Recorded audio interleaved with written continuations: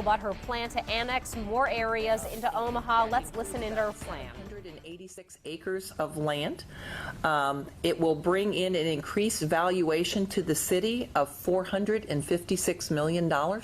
So we are broadening our tax base. All 7 areas are net positive for the city. Otherwise, when you take into consideration, you add in their assets as well as their debt and their liabilities. What we want is over a 10-year period for all of the areas to be net positive, and they were. All of the areas are SIDs. They are all residential. There's one area that has some commercial with them too.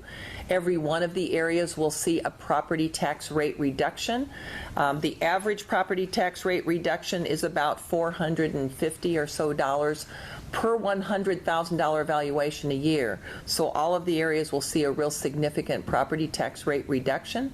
One of the things that we really work hard on is to make sure public safety is not compromised. All of these areas currently the Omaha Fire Department already serves. We did include in your packet the call load from 911 in these areas, and our Omaha Police Department does respond to quite a few calls in these areas already, along with the Sheriff's Department, but it is a very low call volume area, so there's not very many calls in there.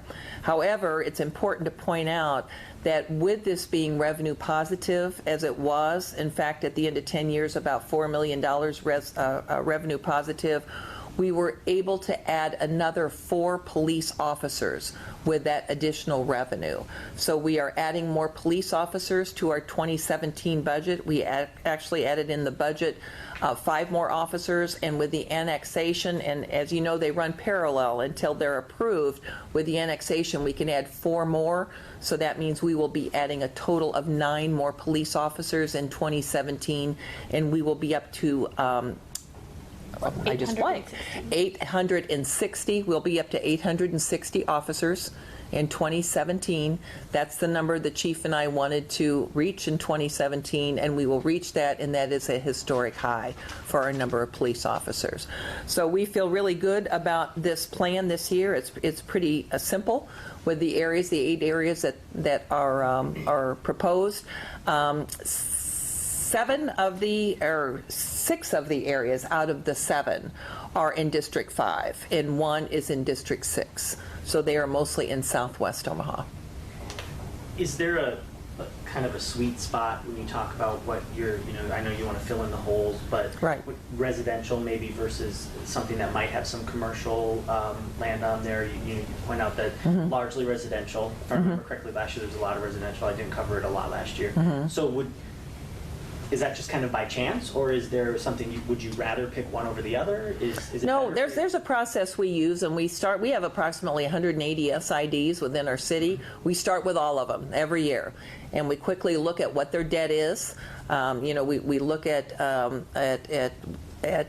where they're at, and we quickly whittle them down to areas that we think are going to be net positive. They're going to bring in property tax, they're going to bring in sales tax, and as you know, they bring in the street and highway funding also. And so we just look at areas that meet our goals and also that we think will be net positive for the city within that 10-year period.